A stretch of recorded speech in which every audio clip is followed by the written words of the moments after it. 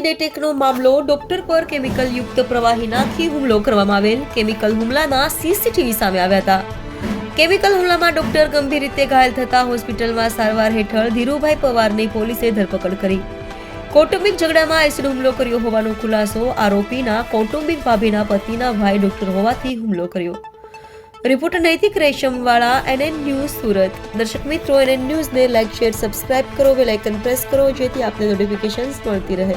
ગઈકાલે ગડોદરા police station વિસ્તારની અંદર એક પ્રિયંકા મેગા સિટીની અંદર એક શ્રી સાંઈ ક્લિનિક આવેલી છે હોસ્પિટલ, જેના ડૉક્ટર શામજીભાઈ જાદવભાઈ બલદાણિયા ઉપર એક એસિડ એટેકની ઘટના બનેલી હતી. બનાવ સાંજે 7:30થી લઈને 8 વાગ્યાનો બનાવ હતો અને જ્યારે એસિડ એટેક થયા પછી ડૉક્ટરને તાત્કાલિક નજીકની હોસ્પિટલમાં સારવાર અર્થે લઈ જવામાં આવેલા હતા અને ડૉક્ટરને અત્યારે વૃંદમ હોસ્પિટલ ખાતે એમની સારવાર ચાલી રહેલી છે. ગુનો ખૂબ જ ગંભીર પ્રકારનો હોય પોલીસ તુરંત જ હરકતમાં આવીને તાત્કાલિક જે એસિડ હુમલો કરનાર વ્યક્તિ છે, જેનું નામ છે ધીરુભાઈ મસરીભાઈ કવાડ, જે 49 વર્ષની ઉંમરના છે અને B125 Sitaram society, Bombay market road, પૂનાનો રહેવાસી છે. એને પોલીસે ડિટેન કરેલો છે અને આગળની ધરપકડની પ્રક્રિયા ચાલુ છે. આરોપીની ધરપકડ બાદ તેને પોલીસ કસ્ટડી રિમાન્ડ પણ મેળવવામાં આવશે.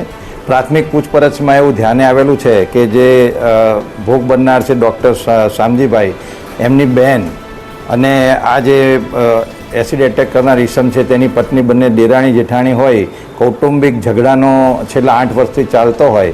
આ જે એસિડ ફેંકનારને એવો શક હતો કે આ ડૉક્ટર શામજીભાઈ છે, આ ઝઘડો કરાવવામાં એમનો મૂળ હાથ છે, તો એવો શંકાનો એમને રહેતા તેઓએ એસિડ એટેક કરેલો છે.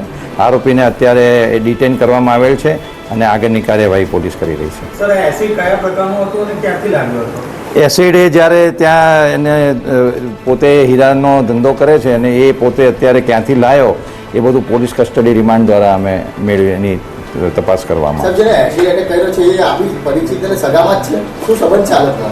મેં જણાવ્યું એ પ્રમાણે જે ડૉક્ટર છે એમના બહેન, એમનું નામ ગીતાબેન છે, એ અને આ જે એસિડ ફેંકનાર છે એના પત્ની બંને દેરાણી જેઠાણી છે અને બંને વચ્ચે છેલ્લા 8 વર્ષથી કૌટુંબિક ઝઘડા ચાલે છે. એનું આ વૈમનસ્ય રાખીને એસિડ એટેક કર્યો છે. આભાર.